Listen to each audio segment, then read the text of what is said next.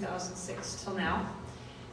In the spring and summer of that year, I did graduate from Azusa Pacific with my Master of Divinity, and then shortly after that I was ordained as elder in the Free Methodist Church, and that's actually Kari praying over me at the time of our ordination. It's kind of a fuzzy picture, but I wanted to show you, and that was really cool. And then in August of that summer, Troy and I found ourselves in a very different place. And he'd gone on tour and had come back, and things had changed quite a bit between us. And so shortly after, in September, he proposed. And then this last March in 2007, we were married. We actually had the same anniversary as Kevin and Jennifer. So we were married in March, and that is us on our wedding day. And also, God has used Kevin over the last few years to bring me here to Marina.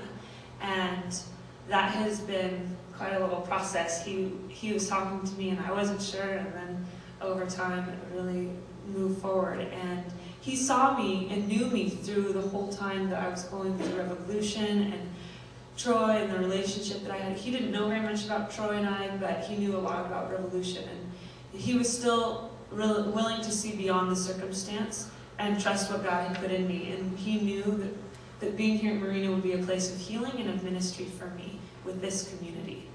And that's Marina. I feel like you guys are my family, that I'm here, and I know that God has put me here for a reason.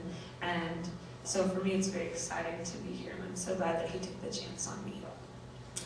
And my story seems to have kind of a nice put together ending. Now I'm married, and now I'm here, and all has worked out well. But that's not really the point, and that's not even really the fact of the matter either. While I was in the midst of losing Revolution and losing Troy, and all of these seemed to be great changes and losses in my life, God was the only one who was constant for me. He was the only place where I found peace, and that was in my journal a lot of times, that I would go to him and I would have to work it out with him. And he was my joy. And I could actually walk around and be at peace because I knew that God was still working in my life, even though I was hurting quite a bit. And I did have joy in him. But I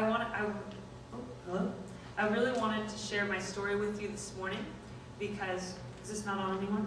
Okay. I really wanted to share my story with you this morning because I want you to know me. I want you to know that I'm a human and that I'm a pastor and that I don't have it all put together all the time. And I also want you to know that even though I don't always have it put together, I have a constant foundation in Christ. And he's my joy. He's the one that never changes for me, and he's the foundation that will never leave. And I also want you to know, I also wanted to share my story with you so that you would know that God has placed me here for a reason. And I really believe that he's placed me as part of this family in Marina, even though I live kind of far away and I drive. Because I believe that he is doing something in my life and in our lives, and that he's going to do something greater than what we could even ask or imagine here. And I know that. I know that in my heart because God has put me here, and as this whole thing has gone, with me being obedient and Kevin being obedient over time, God has just ordained it and worked it out to where I would be able to be at Marina.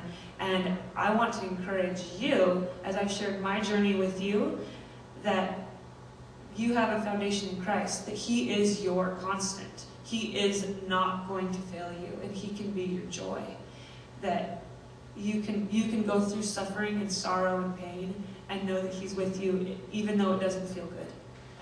So that's what I wanted to share with you. I wanted to share my story so that way you would know me, so that we can journey forward together, because even though there's going to be rough things that happen, God is going to be our constant together.